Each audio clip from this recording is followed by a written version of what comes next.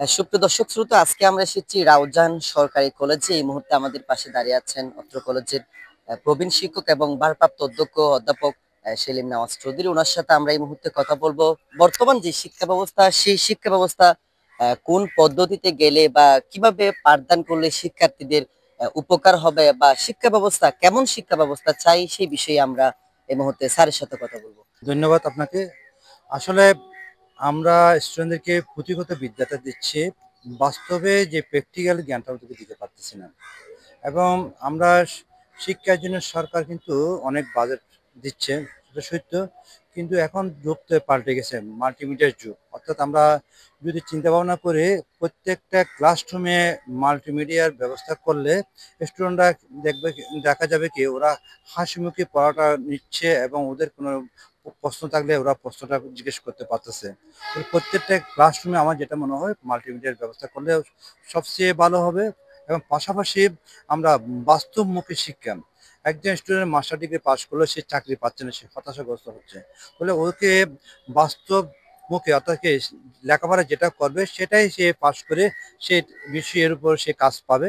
সেইভাবে যদি উদ্যোগ নেওয়া যায়, ব্যবস্থা নেওয়া যায়, তাহলে দেখা যাবে কি স্টুডেন্টরা আর হতাশাগ্রস্ত হবে না। অর্থাৎ সে লেখাপড়া করে একটা চাকরি করার সে সুযোগ সে পাবে।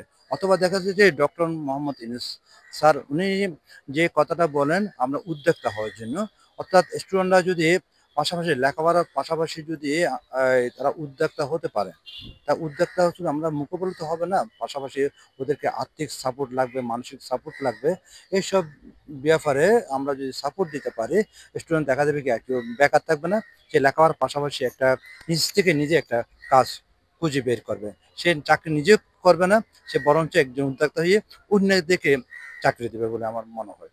অর্থাৎ শিক্ষা ব্যবস্থাকে পুরো অবকাঠামোটিকে আরো সুন্দর করে সাজানো উচিত বলে আমার মনে করি। আসলে আমরা মোবাইলে যে এখন সু এবং কু অর্থাৎ ভালো ব্যবহার এবং খারাপ ব্যবহার, মোবাইলটা আসলে এখন বর্তমান তরুণ সমাজকে একবারে গ্রাস করে নিচ্ছে।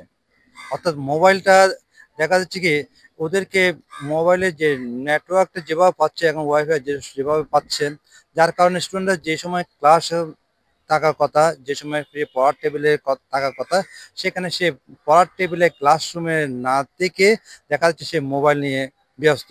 আমার কলেজে এত বড় মাঠ আছে, দেখা যাচ্ছে কি স্টুডেন্টরা মাঠে না খেলে সে কি করতেছে, মোবাইল গেম খেলতেছে। ফলে এটার দ্বারা সে কোনো উপকৃত হচ্ছে না। অর্থাৎ মোবাইলের যে ব্যবহারটা সেটাকে আমাদের যেটা মনে হচ্ছে যে সীমিত করা হচ্ছে, লিমিটের পর্যায়ে নিয়ে আসা উচিত। অর্থাৎ ওকে নির্দিষ্ট সময় নেটওয়ার্কের যে ব্যবহার, যে আমরা মনে হচ্ছে যে এটাকে একটা নির্দিষ্ট সময়ে নেটওয়ার্ক থাকবে, কয়েক ঘন্টার জন্য বন্ধ থাকবে। কয়েক ঘন্টার জন্য যদি বন্ধ থাকে, ওই কয়েক ঘন্টায় সে লেখাপড়ার টেবিলে বসবে। আর নাহলে সে দেখা যাচ্ছে শুধু মোবাইল আর মোবাইল গেম, ফেসবুক এগুলো নিয়ে ব্যস্ত থাকছে। যার কারণে স্টুডেন্টরা কিন্তু এখন পড়ার থেকে অনেকটা দূরে সরে যাচ্ছে। ওরা কিন্তু বুঝতেছে না যে এখন কিন্তু সারা বাংলাদেশে যেটা বৈষম্য বিরোধী ছাত্র আন্দোলনের পর এখন কিন্তু কোনো কোটা নেই। তাহলে এখন তাকে প্রতিযোগিতা করতে হলে তাকে মেধা দিয়ে তাকে কি করতে হবে, প্রতিযোগিতায় অংশগ্রহণ করতে হবে। তাহলে দেখা যাবে কি সারা দেশে এখন দেখা যাচ্ছে কি চট্টগ্রামের ছেলেরা চাকরি করতে হবে রাজশাহীতে, রাজশাহীর ছেলেরা চাকরি করতে হবে খুলনা থেকে।